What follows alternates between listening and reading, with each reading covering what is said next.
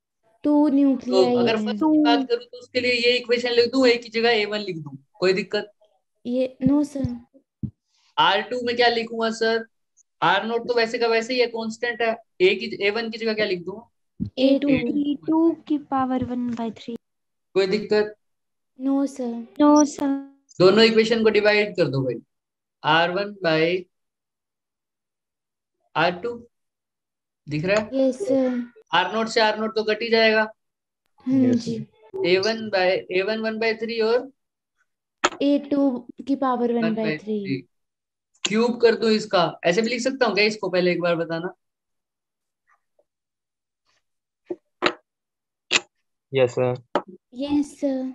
तो वहां पे अगर इसको पूरी इक्वेशन को क्यूब कर दूं मैं दोनों साइड, तो कैसे बन जाएगा ये?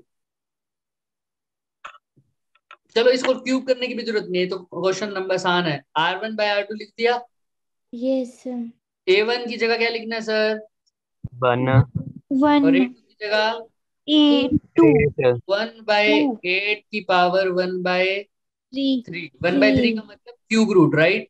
Yes Yes. Sir. Yes sir. R1/R2 की वैल्यू क्या आ जाएगी सर? 1 का क्यूब सर 1 ही होता है, 8 का क्यूब क्या होता है? 8 किसका क्यूब है 2 सर? 2 का। 2 का। पावर का। तो 3। आंसर क्या आ गया? 1/2। R1/R2 1/2। 1:2 या 1/2। कोई दिक्कत? No no sir. सर। जिसको डाउट है पूछ लो, वो फॉर्मूला ऐसे ही आते हैं, सीधा नहीं पूछेंगे कि रेडियस बताओ, रेशियो की फॉर्म में आता है। जैसे हमने बोहर में पढ़ा था ना, टाइम पीरियड का भी रेशियो पूछते हैं, यस Yes, सर। sir. वैसे ही इसमें भी रेडियस की रेशियो पूछते हैं ज्यादा। किसी को कोई डाउट है तो अभी पूछ लो बच्चे, ये सारे दोनों चैप्टर फॉर्मूला बेस्ड ही हैं। इसमें जिसको फॉर्मूले दिमाग में रह गए ना, और फॉर्मूले दिमाग में रहेंगे जितनी प्रैक्टिस करोगे। बताओ किसको कोई डाउट हो तो इसके अंदर फटाफट आ गया नो सबको? सर। जिसको डाउट है वो हैंड रेस कर ले। मैंने कुछ नहीं किया, मैंने सिर्फ फॉर्मूला लगाया, R1 और R2 को डिवाइड कर दिया बस। अब ऊपर वाले पे आ जाओ। दो न्यूक्लियाई हैं, उनका मास नंबर है A1/A2 की वैल्यू अभी भी कितनी गिवन है? 2। उसमें 1:8 थी, इसमें क्या है? 2:5। पूछा कि इनकी न्यूक्लियर डेंसिटीज की रेशियो बताओ, ρ1/ρ2। ऐसी ही रहेगी, ये चेंज नहीं होगी। बताओ, सब बताओ। ऐसी रहेगी सर, चेंज नहीं होगी। चेतन कह रहा है ऐसी ही रहेगी, बाकी सब बताओ भाई।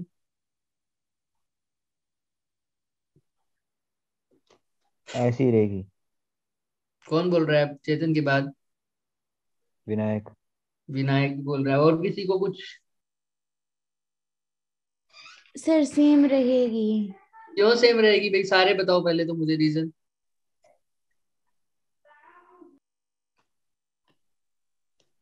It does not depend upon dimensions. It mass doesn't number depend. पे डिपेंड नहीं करती सर है, मास नंबर पे डिपेंड नहीं करती है डेंसिटी। डू नॉट या does not depend upon mass A. Number. अभी हमने पीछे ही देखा है भाई, ये देखो, ए से ए कट गया था ना, हाँ जी। और Yes, ये sir. डेंसिटी का ही तो फॉर्मूला था। तो डेंसिटी का सिंपल फॉर्मूला क्या आ जाएगा? ये 3 ऊपर चला जाएगा, तो 3m/4πr0 क्यूब। यहाँ पर m भी कांस्टेंट है, यस R0 सर। भी कांस्टेंट है, तो ये वैल्यू तो क्या होएगी? कांस्टेंट ही होगी तो पूरी। न्यूक्लियर की डेंसिटी सब न्यूक्लियस के लिए, सब एटम्स के न्यूक्लियस के लिए लगभग क्या होती है, कांस्टेंट रहती है, और वो मास नंबर पे डिपेंड नहीं करती। नहीं करती है। किसी को कोई डाउट है तो पूछो। इसलिए यहाँ पर चाहे मास नंबर की रेशियो कैसी भी दे रखी हो, हमने आंसर क्या लिखना है, 1 1:1 आएगा, क्योंकि रो 1 और रो 2 दोनों क्या होंगी, सेम होएगी, तो इन दोनों को डिवाइड करूंगा तो रेशियो कितना आएगा, 1:1। 1:1। रेशो में आंसर बोलना है हमें। क्या बोलना आएगा, 1:। किसी को कोई डाउट यहाँ तक? No sir. चले आगे। दोनों क्वेश्चन समझ में आए? इनमें ऐसे ही क्वेश्चन आते हैं। यस सर, आ गए। मास डिफेक्ट अभी पढ़ेंगे। क्या होता है मास डिफेक्ट, किसी को याद हो तो? सर मतलब जब न्यूक्लियन अलग अलग होते हैं तो उनका मास ज्यादा होता है, और जब जुड़ जाते हैं तो वो एनर्जी की फॉर्म में अपना मास लूज कर देते हैं और थोड़ा सा डिफेक्ट आ जाता है बीच में। बिल्कुल सही बोला। क्या समझ, सबको समझ में आ रही है ये बात? Yes sir. सर वो क्या बोल रहे हैं कि एक न्यूक्लियस है सर, ये न्यूक्लियस बना है, इसके अंदर क्या क्या होता है सर? प्रोटॉन, प्रोटॉन और न्यूट्रॉन। प्रोटॉन और न्यूट्रॉन। तो ये न्यूक्लियस में सिर्फ प्रोटॉन है और सिर्फ न्यूट्रॉन है ना? तो अगर मेरे को न्यूक्लियस का मास जानना है सर, कोई नॉर्मल बंदा क्या कहेगा सर, प्रोटॉन और न्यूट्रॉन का क्या कर दो, एडिशन कर दो, ऐड कर दो, तो वो न्यूक्लियस का क्या हो जाएगा, मास हो जाएगा। मास हो जाएगा। लेकिन एक्चुअल में जब ऑब्जर्व किया तो हमने देखा, जब मैं प्रोटॉन और न्यूट्रॉन के मासेस को ऐड करता हूँ तो मास ऑफ न्यूक्लियस नहीं होता, नहीं होता। और क्या होता है सर, अगर इसकी वैल्यू मान लो आ रही है कुछ भी, एक्स आ रही है, तो इसकी वैल्यू एक्स से कुछ कम आएगी। कम आती है हमेशा। समझ में आ रही है? Yes sir. एक्स से कुछ कम आती है। इसी कमी को इस एक्स में और इस मास ऑफ, इसको मैं बोल दूं पूरे को क्या बोलता हूँ, न्यूक्लियन बोलता हूँ ना? यस हाँ सर। जी। मैं ऐसे बोल सकता हूँ sir, mass of nucleons, total mass is always greater than, actual mass of nucleus. Yes, mass of nucleus. किसी को यहाँ पर कोई डाउट है मैंने क्या बात बोली है, कि सर इन दोनों के जब मास को ऐड कर रहा हूँ उसकी वैल्यू ज्यादा आती है किससे, न्यूक्लियस के मास से, या ऐसा बोल दो न्यूक्लियस का मास हमेशा कम होता है उसके एक्चुअल प्रोटॉन और न्यूट्रॉन को जब ऐड करके मास देखता हूँ। इसी इनमें जो मास का डिफरेंस आ रहा है उसी को बोल देता हूँ सर मास डिफेक्ट। क्या बोल देता हूँ? Mass mass defect. डिफेक्ट। किसी को कोई डाउट? No sir. चलो सर, मास डिफेक्ट मुझे समझ में आ रहा है सर, कि मास के अंदर डिफेक्ट हो रहा है सर, मास डिफेक्ट हो गया, ओके सर। अब देखो ये मास डिफेक्ट हुआ क्यों, इसका रीजन कौन बताएगा, क्यों? अभी बोला भी है, क्या बोला चेतन हाँ ने? जी, बोला था यार ये, जब ये जुड़ते हैं ना तो ये कुछ मास अपना एनर्जी की फॉर्म में वेरी लूज कर गुड। देते इसमें क्या हैं होता है, कुछ मास किस फॉर्म में कन्वर्ट हो जाता है, एनर्जी। एनर्जी क्यों करते हो सर ऐसा, क्यों? स्टेबल क्योंकि होने कंबाइन होने के लिए कुछ एनर्जी चाहिए होगी। Positive positive. वहां बिल्कुल। पे स्टेबल होने के कंबाइन लिए। होने के लिए एनर्जी थोड़ी चाहिए होती है, कंबाइन होने के लिए तो फोर्स चाहिए होती है। नहीं सर, वो स्टेबल हो जाते हैं तो फिर एनर्जी लूज बिल्कुल, कर दोनों की देते हैं। बातें ठीक है। देखो कंबाइन होने के लिए एनर्जी भी चाहिए होती है ना? जब मैं फोर्स के बीच में बात करूंगा, ध्यान से सुनना, यहाँ से मैं दो कंसेप्ट उठा रहा हूँ, एक 11th में भी पढ़ते हो तो सर, ये जो प्रोटॉन और प्रोटॉन, ये न्यूट्रॉन है ना, समझ में आ रहा है? प्रोटॉन और प्रोटॉन, न्यूट्रॉन और न्यूट्रॉन, प्रोटॉन और न्यूट्रॉन, ये आपस में बाइंड भी तो होते हैं ना sir? Yes yes sir. Sir. Nucleus में ऐसे पड़े थोड़ी रहेंगे, अगर खाली पड़े रहते इनके बीच में कोई फोर्स ना लगती, कुछ भी ना होता, ये प्रोटॉन पॉजिटिव चार्ज, ये प्रोटॉन पॉजिटिव चार्ज, समझ में आ रही है? हाँ जी। Yes sir. तो ये कैसा करते हैं आपस में, रिपेल। रिपेल करते हैं। तो इनको बांधने के लिए भी तो कोई फोर्स चाहिए, उस फोर्स को क्या बोलता हूँ वैसे मैं? Binding energy. Nuclear force. Binding nuclear force को बोलता हूँ एनर्जी। Nuclear force. क्या बोलता हूँ मैं? Nuclear force force. पूछ न्यूक्लियर रहा हूँ, फोर्स। फोर्स फोर्स पूछ रहा हूँ, न्यूक्लियर फोर्स। ये तुम 11th में पढ़ते होगे फर्स्ट चैप्टर में ही, कि सर न्यूक्लियर फोर्स जो होती है वो स्ट्रॉन्ग फोर्स होती है। यहाँ पे जो नाम होता है स्ट्रॉन्ग न्यूक्लियर फोर्स, क्या बोलते हैं? Strong nuclear force. तो ये प्रोटॉन के पॉजिटिव और पॉजिटिव को भी बाइंड कर रही है, न्यूट्रॉन और न्यूट्रॉन को भी बाइंड कर रही है। क्या न्यूट्रॉन पे कोई चार्ज है? No sir. तो क्या चार्ज न्यूक्लियर फोर्स जब न्यूट्रॉन और न्यूट्रॉन को भी बाइंड कर रही है तो क्या ये चार्ज पे डिपेंड करेगी? No no sir. सर। तो याद रखना, स्ट्रॉन्ग न्यूक्लियर जो न्यूक्लियर फोर्सेज होती हैं कैसी होती है? Charge independent independent. होती है। ये भी 11 में फर्स्ट चैप्टर में पढ़ते हो, समझ में आती है? हाँ यस जी। सर। वो भी भूल जाते हैं, ये तो मैंने बस यहाँ पर हमने स्टार्ट किया था इसलिए बता। अब देखो, ये जो प्रोटॉन्स न्यूट्रॉन्स को आपस में जो बाइंड करके रखने के लिए जो एनर्जी समझ में आ रही है, जो एनर्जी इनको आपस में क्या रख रही है? बाइंड बाइंड रख रही है। करके। उन बाइंड उस एनर्जी को क्या बोलता हूँ मैं? Binding binding energy. Energy. Binding energy. अब हमें पता है सर, कोई भी एनर्जी ऐसी energy can neither be created nor be be Not be destroyed. destroyed. But it can convert one form to another Another form. form. इसमें ने बोल दिया था एक चीज, E is equal to. MC scale. तो इन MC दोनों को square. कंबाइन करके हम बता सकते हैं कि एनर्जी सर, ये जो बाइंडिंग एनर्जी है ये अपने आप तो आई नहीं होगी सर, क्रिएट तो हुई नहीं होगी अपने आप तो। Yes sir. तो ये कहाँ से आई है सर? Force मास से. से आई है। कहाँ मास से आई है? मास से। मास से। आइंस्टाइन कहता था, आइंस्टाइन कहते थे कि E is equal to MC square होता है सर। इसका मतलब तो सब समझते होंगे, यस सर। इसका मतलब बताएगा कोई मुझे? तो मतलब हम लोग मास को एनर्जी में कन्वर्ट कर सकते हैं। हम लोग मास को एनर्जी में, अब कोई मेरे से ऐसे बोले सिंपल से, मैं बहुत शॉर्ट एग्जांपल ले रहा हूँ, हाइपोथेटिकल, कि सर अगर m की वैल्यू 1 kg है तो मैं जानना चाहूँ सर 1 किलो में कितनी एनर्जी होती है? 1 किलो का मास है 1. तो उसको कैसे कर दूंगा सर? m की जगह क्या पुट 1. कर दूं? 1। 1। और इसकी तो वैल्यू तुम्हें पता ही है, 3 × 10⁸ तो 1 किलो में कितनी एनर्जी हो जाएगी? 9 × 10⁻16। समझ में आ 16। रहा है? Yes sir. किसी को doubt? No No, sir. sir. आप समझ रहे हो, अगर तुम 1 किलो की चीनी उठा के आ रहे हो तो तुम कितनी एनर्जी लेके आ रहे हो? हाँ जी। 9 सर into 10 ऐसा raised भी to होता power. है क्या?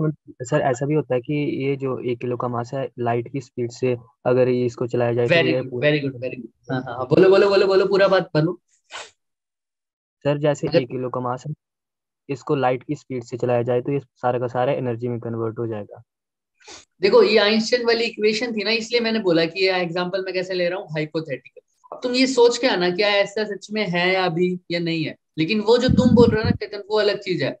वो ये बात तो समझ में आती होगी सबको जो मैंने बोली है अभी, यस सर। कि मतलब एनर्जी मास में कन्वर्ट हो सकती है और मास एनर्जी में कन्वर्ट हो सकता है। ये तो सिंपल बात है कि अगर मैं 1 kg मास रखता हूँ तो इसके बाद उसके कोरस्पॉन्डिंग कितनी एनर्जी आती है, पता ही है मेरे को।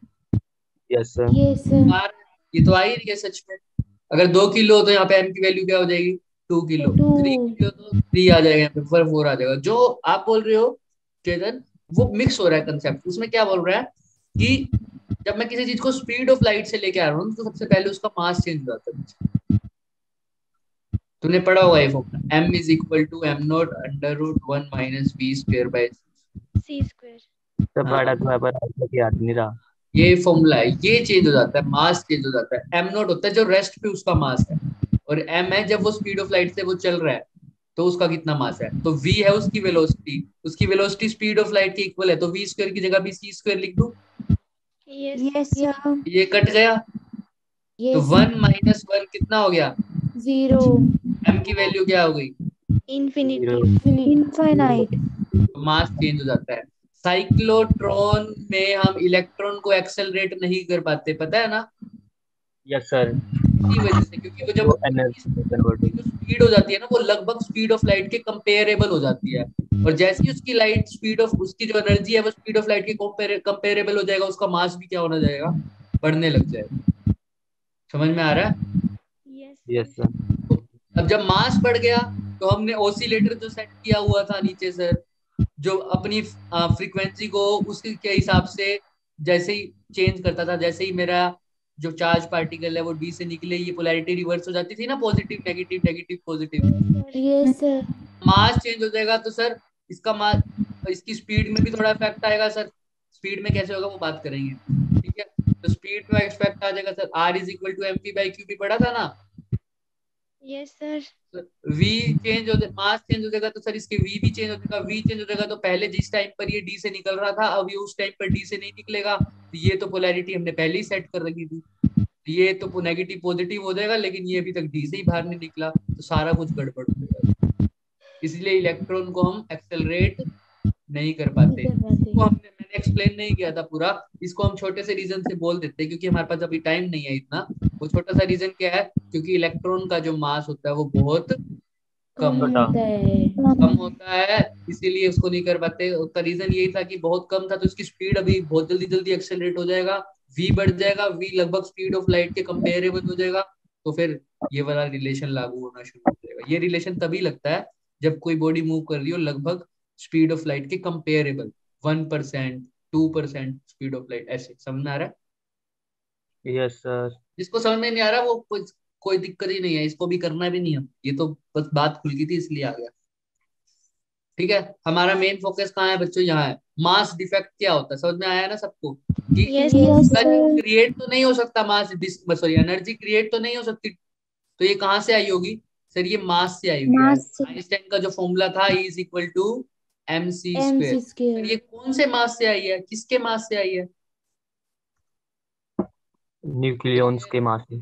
हाँ, न्यूक्लियॉन्स में हमने देखा कि सर जो न्यूक्लियॉन्स का मास था वो क्या था, ज्यादा था, किसके मास से? उस मास ऑफ न्यूक्लियस के मास न्यूक्लियस से। के। मास ऑफ न्यूक्लियस। न्यूक्लियस। न्यूक्लियस से। तो हमने देखा कि जब न्यूक्लियॉन्स से में जो न्यूक्लियस के अंदर जो न्यूक्लियॉन्स आए, जब वो ऐड अप हो गए, मास देखा तो मास थोड़ा सा कम हो गया। और वो जो जितना भी कम हुआ वो सारा, मतलब सपोज करो पहले मास था सपोज करो 10 यूनिट्स, ठीक है। अब जब न्यूक्लियस बन गया, न्यूक्लियस के अंदर जब उनको रखा तो टोटल मास न्यूक्लियस का आया 8 यूनिट्स। तो ये जो 2 यूनिट है सर, ये किस में कन्वर्ट हो गया? एनर्जी में। एनर्जी में। और ये एनर्जी क्या करेगी, इलेक्ट्रॉन और प्रोटॉन को आपस में, सॉरी प्रोटोन न्यूक्लियॉन्स को आपस में क्या करेगी? बाइंड करके बाइंड करके रखेगी। रखेगी। इसी एनर्जी को बोलता हूँ बाइंडिंग। एनर्जी। कोई डाउट किसी को भी? No sir. No sir.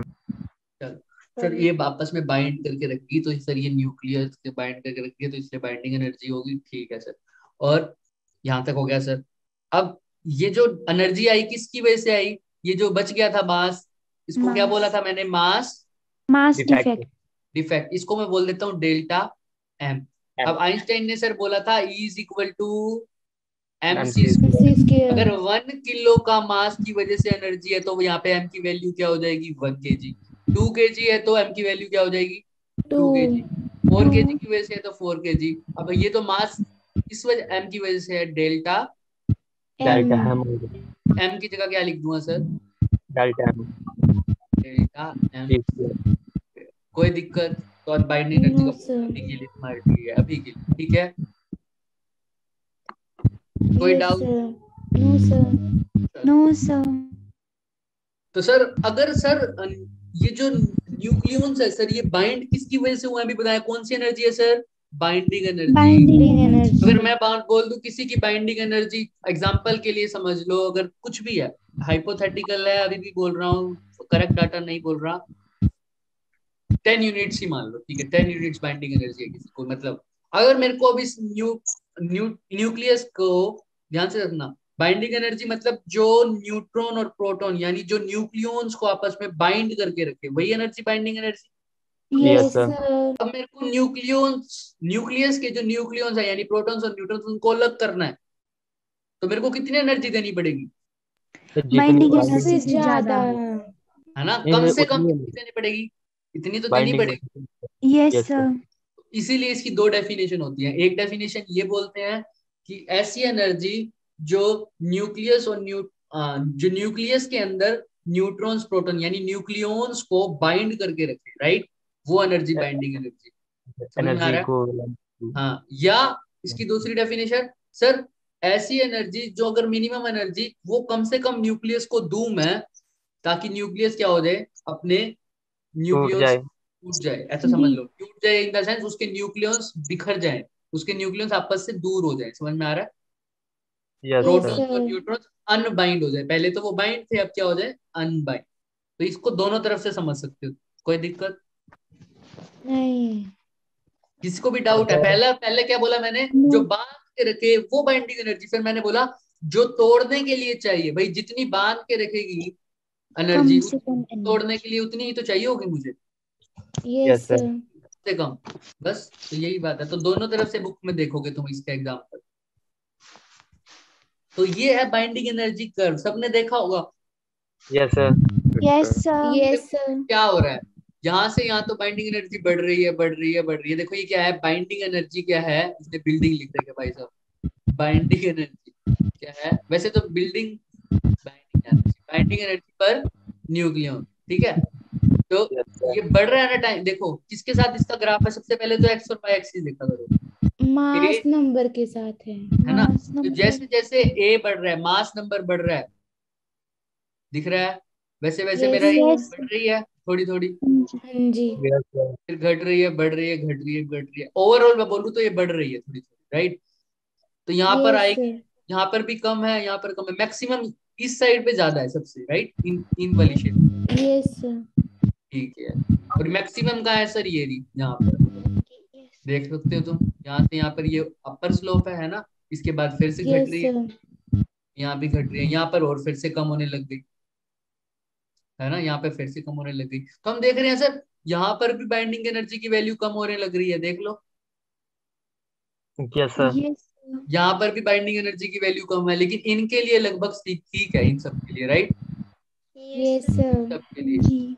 तो ये जो इन सब की जो मैं बात कर रहा हूँ, जिनके लिए बाइंडिंग एनर्जी क्या है, लगभग ठीक है, मैं इसको बोलते हैं मीडियम, मीडियम साइज, क्या बोलते हैं, medium medium size. Size. Size nucleus. और इसको बोलते हैं लाइटर न्यूक्लियस, क्या बोलते हैं, लाइटर लाइटर न्यूक्लियस। न्यूक्लियस। तो इसको क्या बोलेंगे, इनको हेवियर न्यूक्लियस। Heavy nucleus. किसी को दिक्कत? No sir. तो ये सर, ये वाले साइड वाले हो गए लाइटर, ये वाले हो गए मीडियम, ये वाले हो गए हेवियर। हैवी। हेवियर। तो मैं देख रहा हूँ सर, मीडियम के लिए तो बाइंडिंग एनर्जी अच्छी खासी है, right, yes yes sir. Sir. लेकिन जैसे ही लाइटर की बात करूं या हैवी, ज्यादा हैवियर की बात करूं, उनके लिए बाइंडिंग एनर्जी क्या हो रही है सर, कम हो रही है। कम। कम।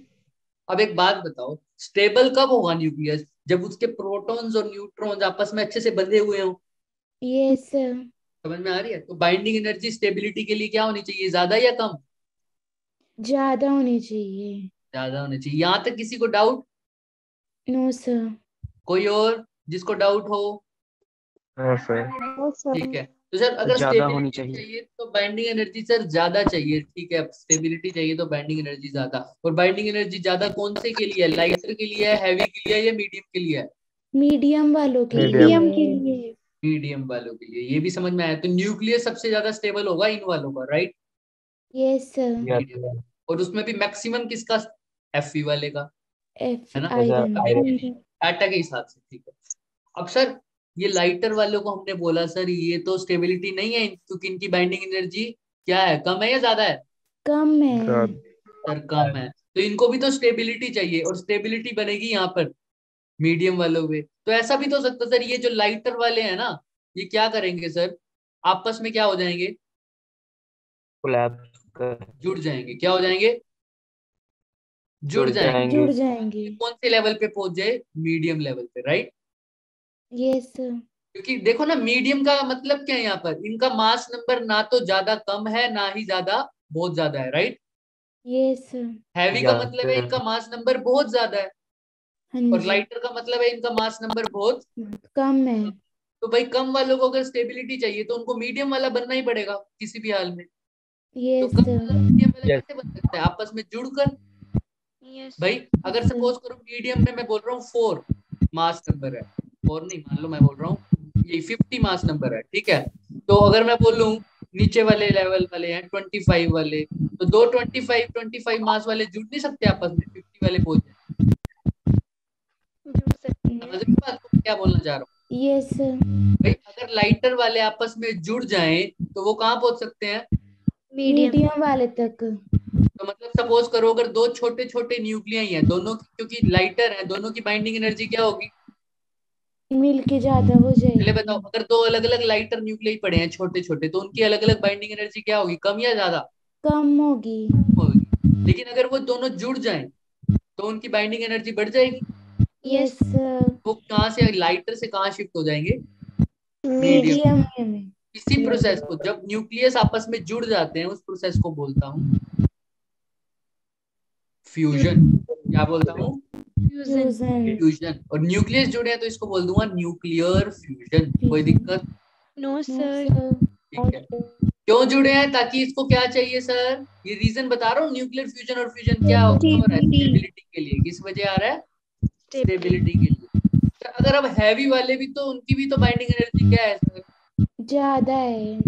हैवी वालों कम है सॉरी। अरे इनकी भी कम थी, इनकी भी कम थी। ज्यादा होती तो कोई दिक्कत ही नहीं थी, क्योंकि स्टेबिलिटी के लिए बाइंडिंग एनर्जी क्या होनी चाहिए? हायर होनी चाहिए। ज्यादा। कम है सर। तो अब ये मीडियम वाले तक कैसे पहुंचे सर? इनका तो मास हैवी है और मीडियम वालों का तो मास कम होगा हैवी वालों से।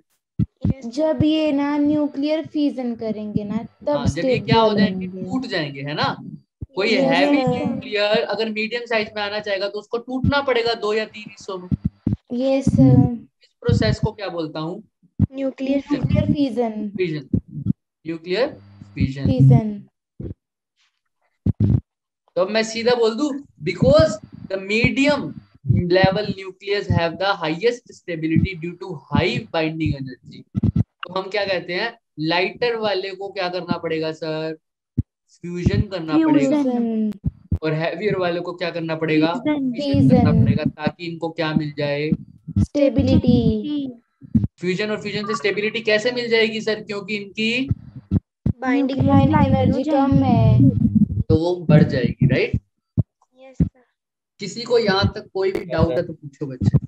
अगर कोई रिपीट करवाना चाहता है तो प्लीज रिपीट करवाओ, क्योंकि बाइंडिंग एनर्जी बहुत इंपॉर्टेंट क्वेश्चन आएंगे इसमें। किसी की माइक की वाइब्रेशन की साउंड आ रही है जिसकी वजह से आपकी साउंड कई बार ऊपर नीचे हो रही है। अब भाई जिसका माइक ऑन है मुझे बता देना, मैं ऑफ कर दूंगा अब से। अभी भी ऐसा हो रहा है क्या दीपिका? नो सर, अब नहीं है। ठीक है। दीपिका कहाँ है वैसे? दीपिका ने तो नहीं बोला ये आंसर। चलो दीपिका, आप हो तो आप उसका या तो नाम बता देना, अगर मुझे दिखेगा तो मैं म्यूट कर दूंगा। आपको समझ में आ गया ना दीपिका जो मैंने अभी बोला है? हाँ जी सर, आ गया। ठीक है, ओके।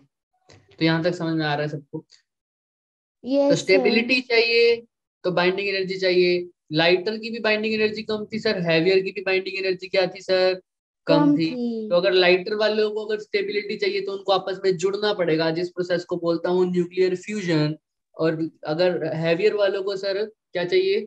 स्टेबिलिटी चाहिए, तो आप टूटना पड़ेगा, जिस प्रोसेस को बोलता हूँ न्यूक्लियर। Nuclear fusion. फ्यूजन। और जुड़ना इसलिए पड़ेगा ताकि वो मीडियम लेवल तक पहुंच जाए, और उनको टूटना इसलिए पड़ेगा वो भी मीडियम लेवल तक पहुंच जाए। ठीक है, तो ये ग्राफ की कर्व याद रखना। दिख रहा है सबको? इसमें जो इम्पोर्टेंट चीजें मैं बताता हूँ नेक्स्ट में है। नेक्स्ट स्लाइड ये दिख रहा है? ये देखो, some nuclear with mass number A less than 20। दिख रहा है सबको? Yes sir. लेस देन क्या है? 20 have large binding energy per nucleus than their neighbor nuclei। क्या ये बात सही है सर? अभी इन्होंने क्या बोल रखा है ध्यान से सुनना, अभी बात करेंगे। नेक्स्ट लाइन पढ़ो, फर्स्ट पॉइंट पे आते हैं अभी। द बाइंडिंग एनर्जी पर nuclei is maximum for. Yes sir, true है ये। हाँ, मैक्सिमम फॉर कहाँ है? आयरन के लिए मैक्सिमम। दिख रहा होगा सबको ग्राफ में? Yes sir. Yes sir. ठीक है। It's value is 8.8 mega electron volt. लगभग क्या है देखो, 8 से थोड़ी सी ज्यादा ही है ना, यहाँ पर दिख रहा होगा। Yes sir. 8.8 mega electron. कोई डाउट? फिर आगे 9 आएगा, फिर 9.123, फिर 10 हो जाएगा। कोई दिक्कत? No sir. और न्यूक्लियाई, ध्यान से सुनना, ये बात इंपॉर्टेंट है। फर्स्ट पॉइंट की जरूरत नहीं थी हमें, फिर भी हम समझेंगे उसको। ए ग्रेटर देन 56 बाइंडिंग एनर्जी पर न्यूक्लियर ग्रेजुअली डिक्रीजेस। दिख रहा है तुम्हें?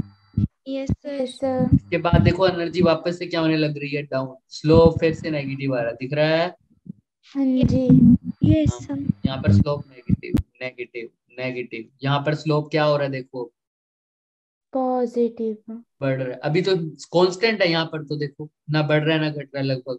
यहाँ यस पर सर। फिर से बढ़ गया, यहाँ पर घट गया, बढ़ रहा है घट रहा है। तो इन्होंने इसी जो फर्स्ट पॉइंट पे बता रखा है, उन्होंने यही बता रखा है। देखो एकदम से बढ़ी हुई थी हीलियम की, यस सर। फिर लिथियम की घट गई, फिर नाइट्रोजन वाले की बढ़ गई, फिर इसकी घट गई, फिर बढ़ गई। ऐसा ही हो रहा है ना इसमें, तो बीच बीच में यस सर। यस यहाँ सर। से यहाँ तक। तो उन्होंने फर्स्ट पॉइंट में सिर्फ यही बता रखा है, A <20 के लिए सम कुछ न्यूक्लियाई की तो बाइंडिंग एनर्जी क्या है, ज्यादा है। किसके रिस्पेक्ट में, अपने नेबर से। जैसे हमने अभी देखा सर, ये दोनों नेबर थे, ये और ये, यस सर। इसकी ज्यादा थी इसकी कम, फिर इसकी ज्यादा थी इसकी कम। तो ये बस इन्होंने बाइंडिंग एनर्जी कर्व को एक्सप्लेन करने के लिए बताया। समझ में आ रहा है? Yes sir. बेसिक क्वेश्चन आता है, वो आता है मैक्सिमम किसकी है, और ये फ्यूजन और फ्यूजन क्यों हो रहे हैं। कोई okay doubt? Sir. No sir. No sir. देखो फ्यूजन इसमें भी होता है, हाइड्रोजन सन वाला जो फ्यूजन होता है वो हाइड्रोजन का होता है ना। हाइड्रोजन सबने पढ़ा होगा, फ्यूजन रिएक्शन इन सन, पढ़ी हुई है किसी ने? No no sir. सर। पढ़ के आना, सबसे इंपॉर्टेंट है वो, fusion reaction in hydrogen sun. Sun. ठीक है, यस ओके सर। सर। उसमें तुम्हें पता लगेगा वो जुड़ के बनते हैं, तो वो कौन सा है, फ्यूजन। उसमें लाइट न्यूक्लियाई जुड़ रहे होते हैं। अब कहते हैं ना सारी एनर्जी का सोर्स हमारा कौन है, सन है। सन है। तो लेकिन हमको ये भी पता है sir, energy can neither be created nor be, destroyed. Destroy. पर एनर्जी कैसे आई, तो वो फ्यूजन रिएक्शंस हो रहे हैं। समझ में आ रहा है? Yes sir. करो भाई मार्क। और ऑप्शन ध्यान से देखना, this question has multiple correct options. बताओ, पहला पॉइंट दे रखा है, higher binding energy per nucleon means this is more stable. True if है द ये फर्स्ट। ट्रू पहला है। ट्रू है या फॉल्स है? ट्रू ट्रू है। है। ट्रू है। ट्रू है। सेकंड बताओ,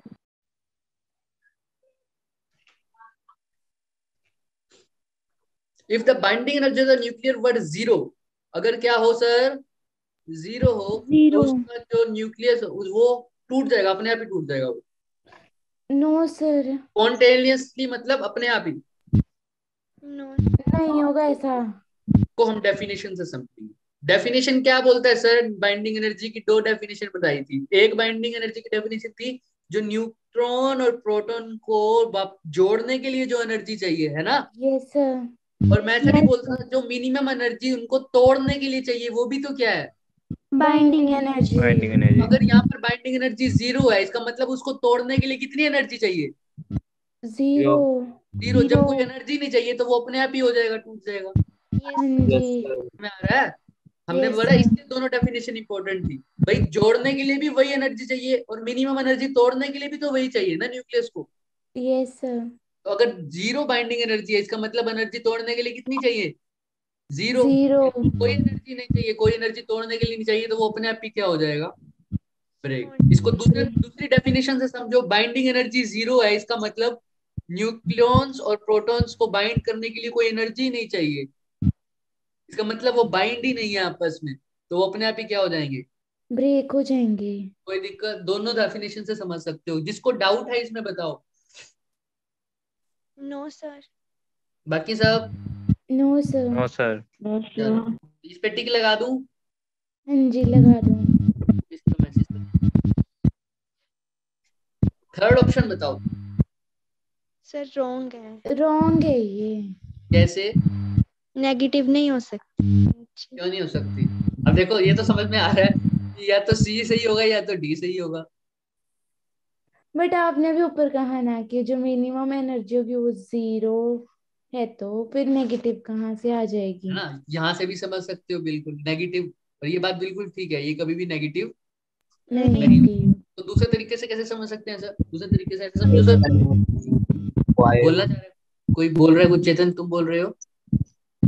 एनर्जी रिक्वायर्ड होती है, बाइंडिंग रिक्वायर्ड, हाँ, एनर्जी एनर्जी रिक्वायर्ड। रिक्वायर्ड होती है ना सर, ये यस सर। रिक्वायर्ड एनर्जी होती है जिसको हम देते हैं, राइट, देते हैं जो एनर्जी। अगर मैं बोल दूं किसी न्यूक्लियस की बाइंडिंग एनर्जी नेगेटिव है सर, यस इसका मतलब है कि एनर्जी नेगेटिव है, ले इसका रहे। मतलब उसके टूटने के बाद वो मुझे एनर्जी बाइंडिंग निकल मिलेगी। रही वो है। न्यूक्लियस ही कैसा होगा, अनस्टेबल, वो एग्जिस्ट ही नहीं करेगा। तो हमेशा बाइंडिंग एनर्जी को कैसे लोगे, negative. Positive. Positive sorry. Positive. Positive. ठीक है, लेकिन तुम अगर ना एक, हम हमारे पास एक सब्जेक्ट होता है थ्योरेटिकल फिजिक्स और एक एक्सपेरिमेंटल फिजिक्स। तो जब बाइंडिंग एनर्जी की बात होती है ना तो ये दोनों अलग अलग बातें बोलते हैं थोड़ा, ठीक है। जिसको इंटरेस्ट है ना वो पढ़ ला, थ्योरेटिकल फिजिक्स और एक्सपेरिमेंटल फिजिक्स क्या बोलता है। लेकिन अभी हमारे क्वेश्चन के लिए हम क्या ही बोलेंगे कि बाइंडिंग एनर्जी हमेशा कैसी होती है सर। पॉजिटिव। डन, किसी को कोई डाउट? तीन no no A sir. B, sir. इसका आंसर आ सर जाएगा ए बी डी। डी। हाँ, कोई कुछ पूछ रहा था? चल, क्वेश्चन, इस पे बहुत क्वेश्चन आते हैं, जितने मैं ला सका मैं ले लिया। देखो, बाइंडिंग एनर्जी का यही पढ़ा था हमने, अभी अभी देख रहे थे जो, हाँ थोड़ा जी। थोड़ा ऐसा ही था। Yes sir. Yes sir. तो भाई वो पूछ रहा है कि बताओ, the above is a plot of binding energy per nucleus AB, EB sorry, against the nuclear mass capital M. A B C D E F correspond to the different nuclei. ये A, ये B, ये C, ये D, E, ये सारे different है, मतलब एक जैसे न्यूक्लियस नहीं है।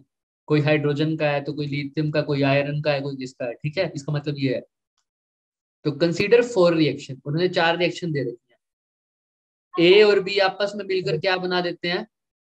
सी और एनर्जी। एनर्जी निकलती है, ये ई है, एनर्जी निकलती है, ठीक है। ऐसे ही सी टूट कर किस में टूट जाता है? ए और बी बी में और एनर्जी। एनर्जी निकलती है। डी और ई मिलकर क्या बना देते हैं? एफ, और क्या F, निकल जाती है? एनर्जी। एनर्जी। एफ किस में टूट जाता है? डी और ई में, और क्या बना देता है? Energy. Energy. And the energy is release. In which reaction E is positive?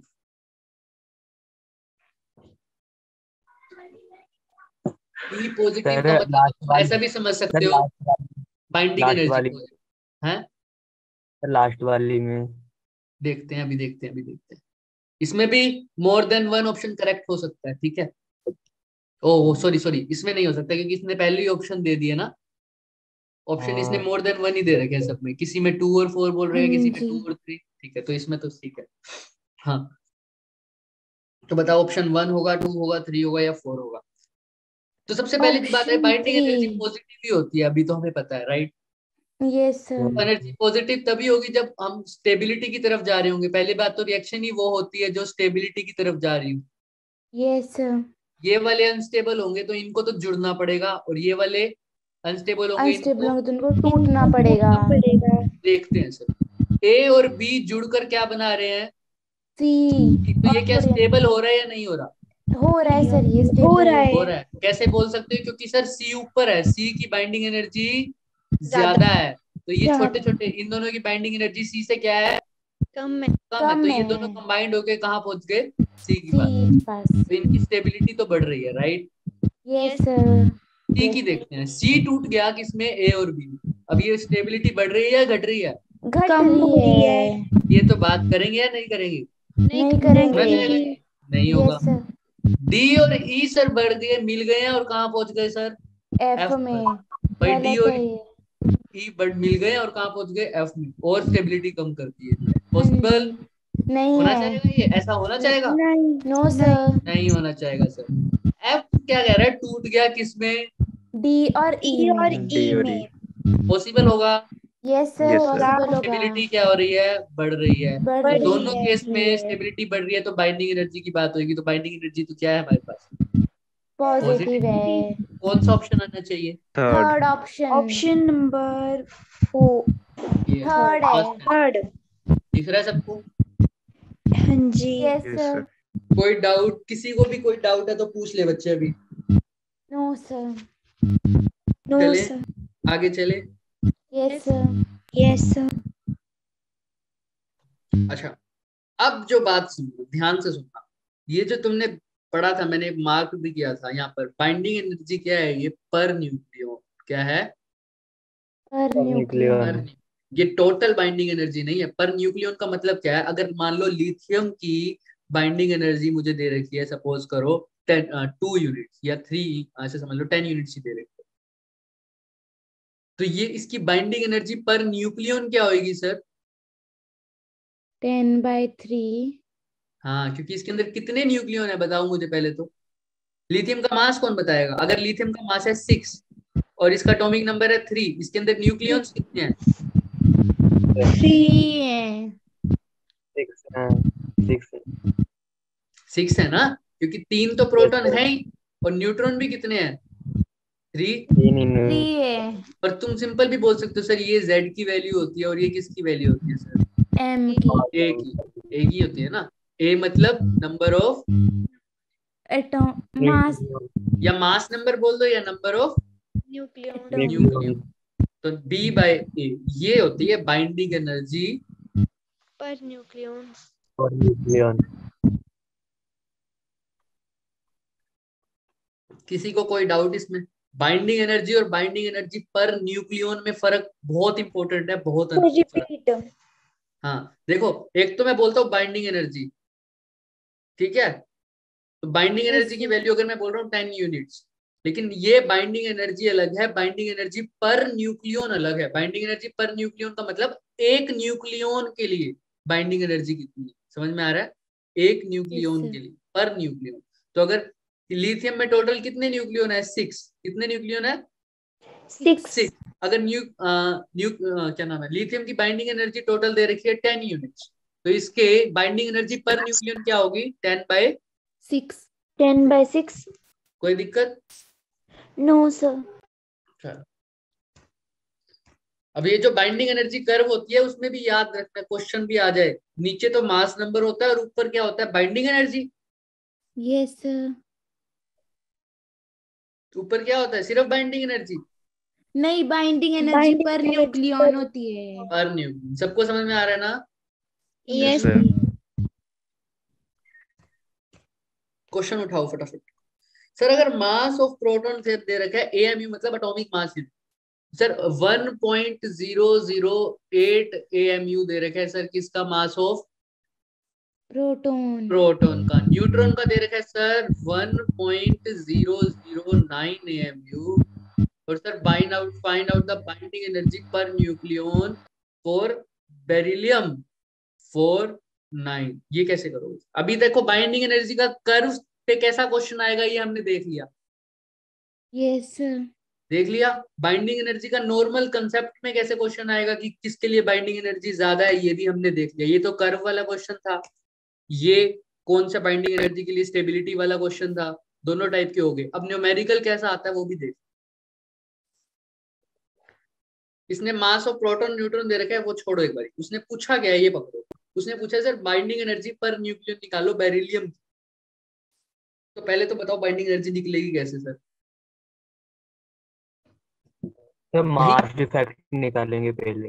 Very good. मास यहीं से पता लगता है कि डेफिनेशन क्यों पढ़ाई गई है। डेफिनेशन इसलिए पढ़ाई गई है सर, बाइंडिंग एनर्जी होता क्या था, जो किस वजह से हो, कौन सी डिफेक्ट की वजह से रहा सर? Mass defect. तो इसका फॉर्मूला बनाया था सर हमने, E is equal to delta M। MC square. MC²। ठीक है सर, C² अभी देख लेंगे सर, डेल्टा M क्या होगा? Sir number of nucleons minus. हाँ, डेल्टा M क्या होता था? Mass defect. Mass mass mass defect of क्या? हाँ, मास डिफेक्ट मास किस ऑफ वजह से होता था? मास of nucleons minus mass of. हाँ, ये सबको पता है ना सर, मास डिफेक्ट इस वजह से होता था। अच्छा ये ड्यू। एक बार ना म्यूट माइक ऑफ कर दो बच्चे, जिसका ऑन है, ताकि बच्चे समझ पाए। हाँ, तो देखो मास डिफेक्ट क्या होता है सर, जब ये हमने पढ़ा था, मास ऑफ न्यूक्लियस था ना सर, वो थोड़ा सा कम था, राइट? किससे कम था? Total mass of nucleons. Nucleon. तो सर अगर मैं मास डिफेक्ट निकालना चाहूँ तो जैसे चेतन ने बोला, न्यूक्लियंस का मास लेकर उसमें से किसका माइनस कर दूं? न्यूक्लियस का। न्यूक्लियस का कर दूं सर माइनस मास, तो मेरे पास क्या आ जाएगी, डेल्टा M की वैल्यू आ जाएगी या नहीं आ जाएगी? आ जाएगी। आ जाएगी। तो यहाँ से डेल्टा M ही तो निकालना है, C² तो सर मेरे को पता ही होता है। Yes, sir. सबको पता होता है स्पीड ऑफ लाइट की वैल्यू, या नहीं पता होता? 3 पता इंटू होती 10⁸ नाइन 8. इंटू 10⁻। कर लोगे? हाँ जी, कर ली. चलो अब देखते हैं इसको कैसे एक करोगे। वो भी होता है क्या चेतन? सर, वो मतलब ये यू यू AMU में वो मास आए मास डिफेक्ट, तो फिर वो 931 ऐसे कुछ से मल्टीप्लाई 931 करते मेगा हैं इलेक्ट्रॉन वोल्ट, सी सी स्क्वायर स्क्वेयर की की बजाय। वैल्यू, C² की वैल्यू। हाँ बच्चे वही हो, बिल्कुल हो। अभी करेंगे इसको। देखो डेल्टा M क्या है? Mass defect. तो ये कैसे निकालना है? न्यूक्लियॉन्स माइनस न्यूक्लियॉन्स की मास वैल्यू कैसे निकालोगे sir? Sir mass of nucleons, nucleons किसका बात कर रहे हैं आप? सिर्फ हम बेरिलियम की, किसकी बात करेंगे सर? बेरिलियम। बेरिलियम। बेरिलियम में 4 नो, इसके पास न्यूक्लियॉन्स कितने हैं सर टोटल? 9। नो। सर ठीक है। और अभी देखना, ध्यान से समझना, मास ऑफ न्यूक्लियस तो दे ही रखा है इसने, कितना दे रखा है सर? 9.012। तो डेल्टा एम कैसे निकालना था सर? न्यूक्लियॉन्स के मास में से क्या माइनस करना था सर? Mass of nucleus. सबको क्लियर है ये बात? Yes sir. तो न्यूक्लियस का तो मास गिवन ही है सर, मुझे माइनस की जगह क्या लिख दूं यहाँ पर? 9.012 लिख सकता हूँ। Yes sir. Yes, sir. AMU में ही निकाल रहे हैं, ठीक है। अभी इसमें इसको मतलब जब सी स्क्वायर से मल्टीप्लाई करेंगे ना तब आंसर आ जाएगा। न्यूक्लियॉन्स का मास कैसे निकालूंगा सर? न्यूक्लियॉन्स मतलब कौन कौन?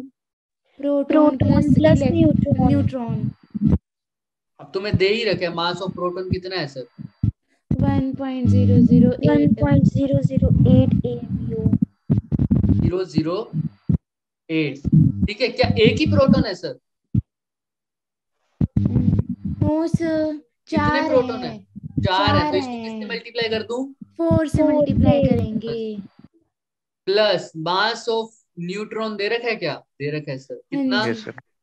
1.009। 009। और ये क्या एक ही है क्या न्यूट्रॉन? नहीं. नहीं, 5 है। 5 होंगे। कैसे निकाला sir? A minus Z A की वैल्यू, 9 जेड की 9. Value 4, 4 5 into 1.009। इसमें से किसको माइनस कर दूं? 9.0। 1 2 तो ये मेरे 12. पास किसकी वैल्यू आएगी? डेल्टा एम की। Delta M. यही तो होता है मास डिफेक्ट, कि न्यूक्लियॉन्स कितना भारी है, किससे? न्यूक्लियस से, राइट।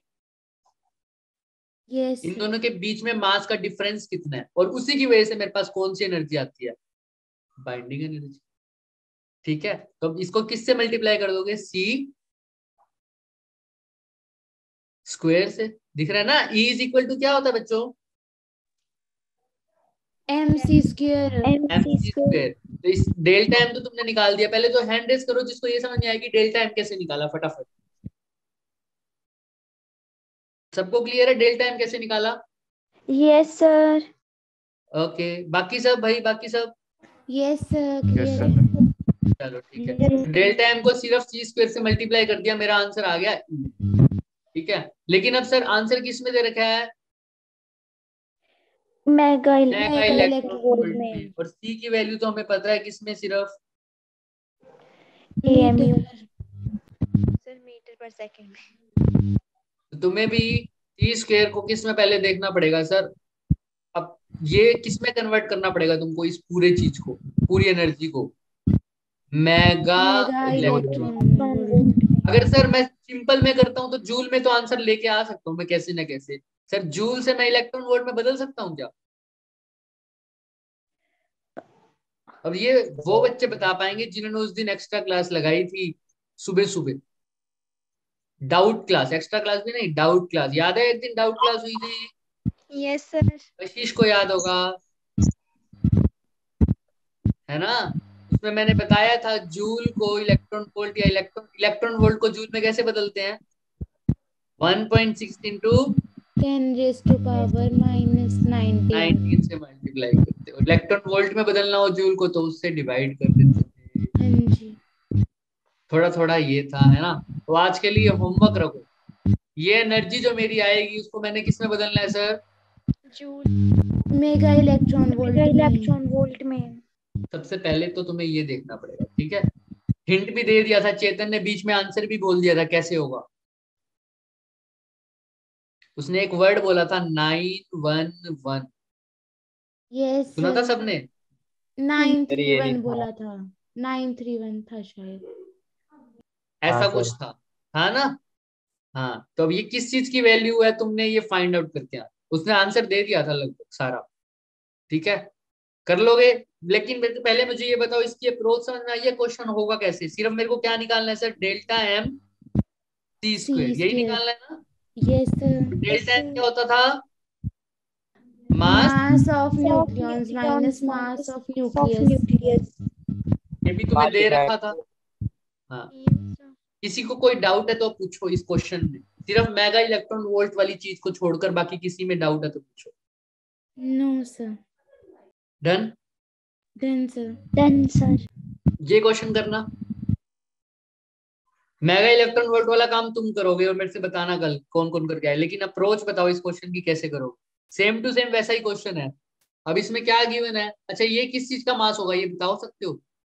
मास ऑफ न्यूक्लियस है या मास ऑफ न्यूक्लियॉन्स है? पिछले वाले क्वेश्चन में देखो, मास ऑफ न्यूक्लियस है ये। मास ऑफ क्या है? न्यूक्लियस। न्यूक्लियस है सर। न्यूक्लियॉन्स का दे रखा होता तो पहले लिखा हुआ होता, इसने सीधा बोल रखा है लिथियम का मास है, इसका मतलब लिथियम के न्यूक्लियस का मास है, राइट? Yes sir. तो उसने निकालने क्या बोला है? Binding energy per nucleon. इधर पूछी थी, इधर भी क्या पूछी थी? Binding energy per nucleon. Per nucleon, यानी जो आंसर आएगा उसको किससे डिवाइड करूंगा सर? Mega 1.6 into 10⁻⁻19। सुन लो, किससे डिवाइड करोगे? क्या निकालना है? Binding energy per nucleon. ये जो आंसर आएगा ये तो binding number of energy. Neutron से। Very good. ये जो आंसर निकालोगे तुम, ये तो क्या निकालोगे? सिर्फ बाइंडिंग एनर्जी। लेकिन इसने पूछा क्या? Binding energy per nucleon. Per nucleon मतलब किससे डिवाइड करोगे? न्यूक्लियॉन से। और वो किसको, उसके वो बताओ किससे लिखते हैं? एन से। एन। जैसे एटॉमिक नंबर को Z से लिखता हूँ, नंबर ऑफ न्यूक्लियन को किससे लिखूंगा? न्यूक्लियन को A + M। सोचो दिमाग से बोलो। अभी किसी ने आंसर भी बोला है। A + M।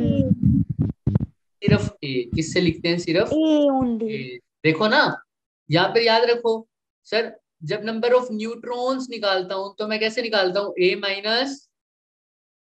जेड। Z। तो number of neutrons plus number of protons, ये क्या होता है सर? ए। यही तो हो गया नंबर ऑफ न्यूक्लियॉन्स। कोई दिक्कत? तो जो आंसर आएगा उसको मैं A से डिवाइड करूंगा। आंसर निकाल लिया मैंने डेल्टा MC स्क्वायर, उसको A से डिवाइड कर दिया, राइट? Yes sir. ऐसे ही इसमें कैसे निकालोगे सर? ये तो सबने सही बोला कि किसका मास दे रखा है?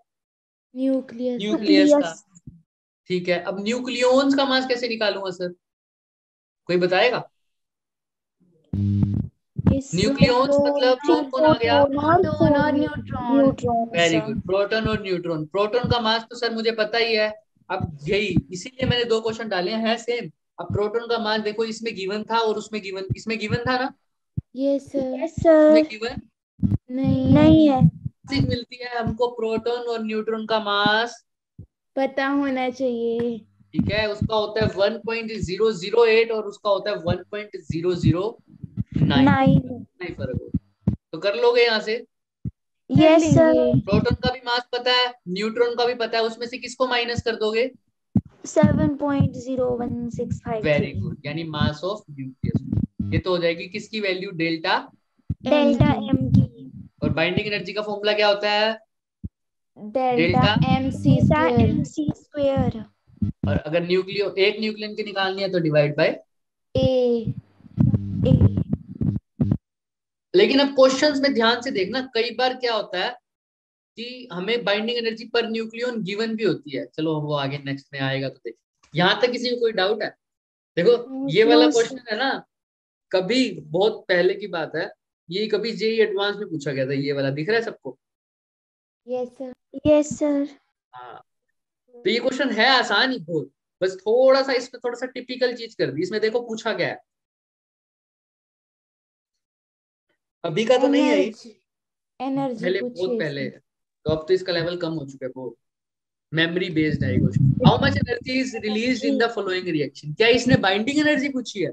नहीं। इसने तो पूछा है कि इस रिएक्शन में कितनी एनर्जी रिलीज हो रही है। रिलीज हुई है। अब तो इसका लेवल बहुत गिर चुका है क्वेश्चन का, लेकिन इसने दिया क्या हुआ है? Binding energy per nucleon. अब इसने टोटल बाइंडिंग एनर्जी दे रखी है क्या? नहीं। यानी बाइंडिंग एनर्जी डिवाइड बाय क्या दे रखा है इसने? ए। नंबर ऑफ इसकी वैल्यू गिवन है इसको, राइट? Yes, sir. तो इसने binding energy per nucleon hydrogen की भी दे रखी है और हीलियम की भी दे रखी है, और हमसे पूछा क्या है, टोटल एनर्जी बताओ कितनी रिलीज हुई है। समझ में आ रही है? Yes sir. Yes, ये sir. ऐसे निकालोगे क्वेश्चन, इसको हम कल डिस्कस करें। डन? बाकी ये Done, सब तो sir. अभी रह गया था, तो फिजन और फ्यूजन तो हमने पढ़ ही लिया। इसमें अभी तक किसी को डाउट है तो बताओ, वरना लीव करते हैं class. No sir sir. Answer क्या आएगा? हाँ आंसर बोलो, क्या क्या आएगा बोल रहे लास्ट वाला? हैं चेतन? सर आंसर क्या आएगा लास्ट वाला? मुझे आवाज नहीं आ रही, क्या बोल रहे हो? लास्ट लास्ट का आंसर क्या आएगा? किसका? इसका लास्ट वाले क्वेश्चन का। लास्ट वाले क्वेश्चन का जो लास्ट था, एक सेकंड, ये वाला, लास्ट इससे आगे आगे वाला, इसका आंसर नेक्स्ट पे लिखा हुआ ना 5.6। इससे भी आगे। हाँ हाँ सर, जो आपने अभी बताया ये वाला, हाँ ये 5 वाला। पॉइंट इसका इसका हाँ तो आएगा शायद बच्चे 24.3, ये लिखा हुआ है, देखो दिख रहा है ना? 24। यस सर यस दिख रहा सर। है। नेक्स्ट स्लाइड पे लिखता हूँ मैं आंसर, 24.3 दिख रहा है? चेक कर लेना इसका 24.3 है तो हम कल करेंगे, और जिसका ये वाला है वो चेक कर लेना, जो मेगा इलेक्ट्रॉन वर्ल्टो वाला होमवर्क दिया मैंने। इसका लिथियम वाले का आंसर आएगा बच्चे 5.6। कितना आएगा? 5.6। चेक 5.6. करना, आज जाके सोल्व करना, मुझे बताना आंसर आया। अप्रोच बता Okay, दी मैंने, sir. सब कुछ बता दिया। Yes sir. इसका आएगा 5.6 और उसका आएगा हमारे पास 6.72। 6.72. चलो, और कुछ डाउट कंसेप्ट में कोई? No sir. No, sir. I think sir भी आ गए। सर आ गए आप? Yes sir. Okay sir.